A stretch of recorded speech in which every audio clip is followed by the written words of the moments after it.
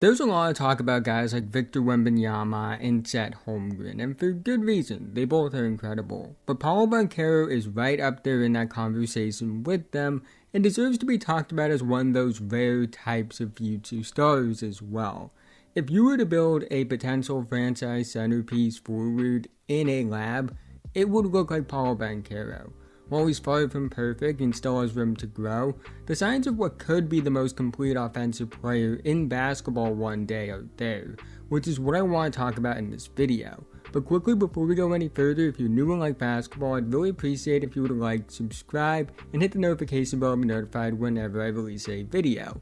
I make videos about basketball all the time, and liking and subscribing are the two best ways can help me out in the YouTube algorithm, help support the channel, and help me reach my goal of 10,000 subscribers by the end of the season. Let's try and get 100 likes on this video so YouTube will recommend it to others. Anyways, let's talk about Paolo Banchero.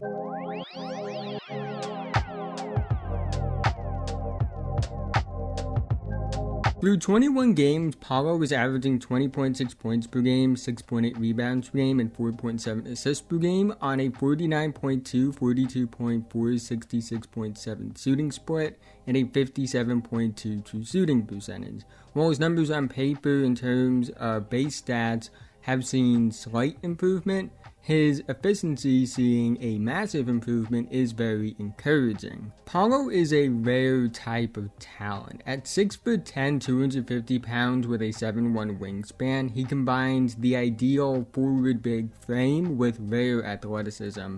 He has the fluidity of a guard, he has the quickness and speed of a wing. Combine that with the feel for the game, handle, and perimeter skill, and you get a potential monster. This is what separates him from most young players.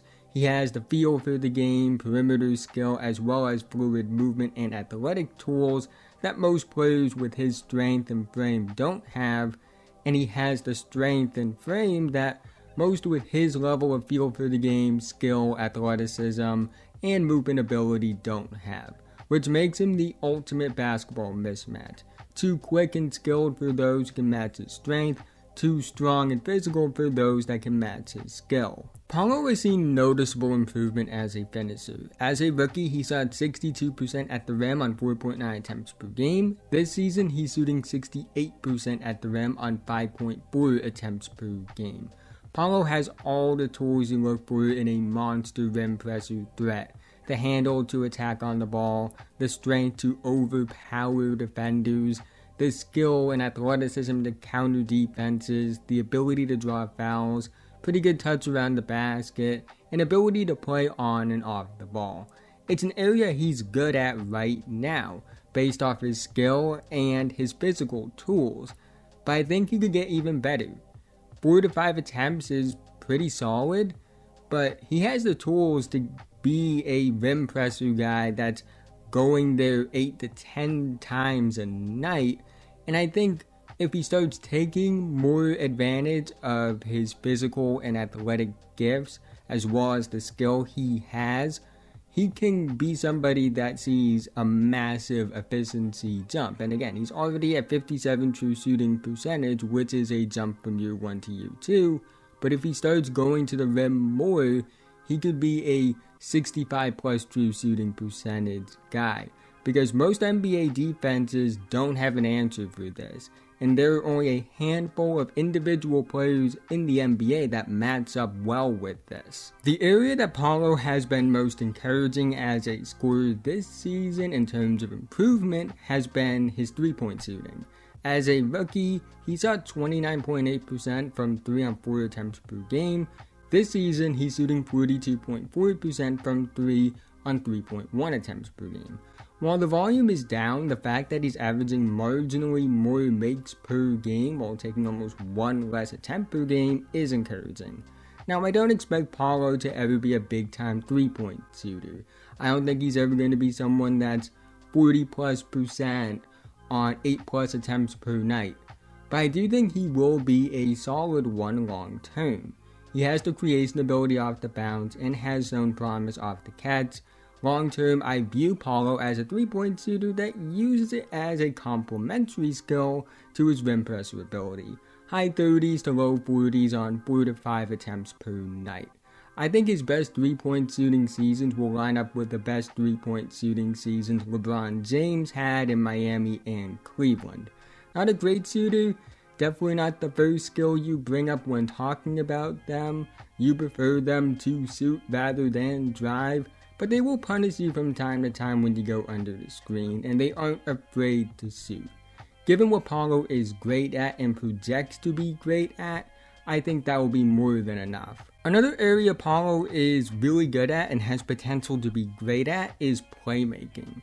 He doesn't average the most assists per game, but he's averaging almost 5 in year 2, which is around where I expected him to be this season. He showcases legit vision and feel as a playmaker. He was, in my opinion, the best passing playmaker and overall playmaker in his draft class coming out. He understands his scoring gravity, which is the most important thing.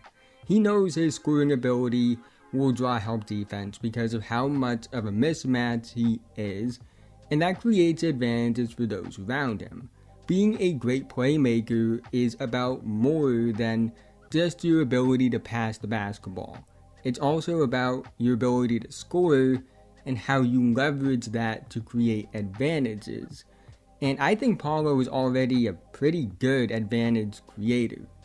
And that's based off his really good passing intangibles combined with his really good scoring intangibles.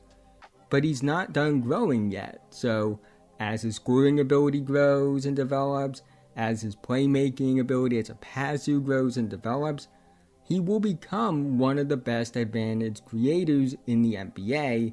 And I think he's someone that could average 7+ assists per game long term if they put him in a role as a playmaker, which I think he would be able to handle. The one area that Paolo needs some work in is his mid-range scoring. He's not bad at it, but he does need to get better. He has seen some improvement. According to Clean the Glass, he's shooting 42% on 4 short mid-range attempts per game, which are mid-range attempts between 4 to 13 feet. But he's shooting 31% on 2.6 long mid-range attempts per game, which are shots from 15 feet to just within the 3-point line. I don't think it's a major flaw considering he saw a 7% increase on his short mid-range shots, and he saw 39% on long mid-range shots as a rookie, but it's more about taking what he's doing as a short mid-range shooter this season, as well as a long mid-range shooter last season, and putting it together.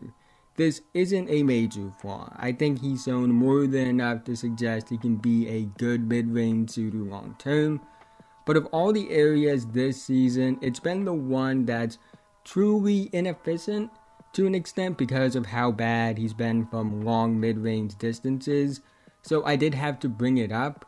I think as the season goes along, he will get better as a mid-range shooter, just based off the way he's been shooting the 3-ball, and the fact that he isn't awful at it, even though he has a specific area of the mid-range where he's been super inefficient.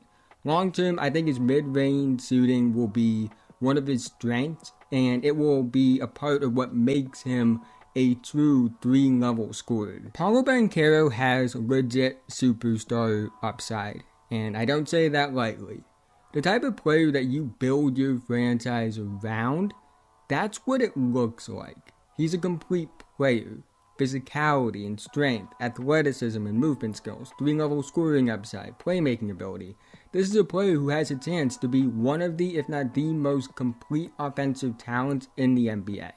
He does have to iron some things out, polish up his mid-range scoring, work on his shot selection, but those are things that I think can be fixed with time and reps, and he wouldn't be the first and won't be the last to have to improve on things like shot selection, and he has shown enough encouraging signs as a mid-range scorer for me to not be too concerned about it. Regardless of that, Paolo does belong in that group of Chet, Holmgren, and Victor Wembanyama, because while those guys are rare in their own right, Paolo is just as rare. A 6'10", 250-pound forward that can score on all 3 levels, pass, and has athleticism and movement skills of a guard or wing. An ultimate basketball mismatch because of his combination of strength, athleticism, movement ability, and basketball skill. from a talent perspective, he's off the charts. The handle, the shot creation ability, the feel for the game as a playmaker, the rim presser. I'm not comparing him to Nikola Jokic, LeBron James, or Giannis Antetokounmpo, but I do think that Paolo is going to put up season stat lines in his prime that will be ones from a points, rebounds, assist perspective that only those three have done. This is a special talent. He's been one of the better players on one of the better teams to start this season. The offensive engine of a surprisingly good Orlando team this year. And as both himself and Franz Wagner develop, with the pieces like Anthony Black, Jalen Suggs, Jet Howard, and Wendell Carter Jr. around them, this Magic team is going to be a contender sooner than you think. And that's the scariest part about Paolo. He's already really good. He's already a mismatch for a majority of NBA defenses. And he's just scratching the surface of how good he could be. If he's a problem for the league right now, I can't even imagine what it's going to look like when he reaches his peak. But that's the end of this video. If you made it to this point, thank you so much. Again, haven't already, like, subscribe, and hit the notification bell to be notified whenever I release a video. I make videos about basketball all the time, and liking and subscribing are the two best ways that can help me out in the YouTube algorithm, help support the channel, and help me reach my goal of 10,000 subscribers by the end of the season. Let's try and get 100 likes on this video so YouTube will recommend it to others. Let me know what you think about Paolo in the comment section below. Do you think he belongs in the conversation with guys like Wembanyama and Holmgren? Let me know all that down below. But with that being said, have a nice day, and I'll see you guys in the next one.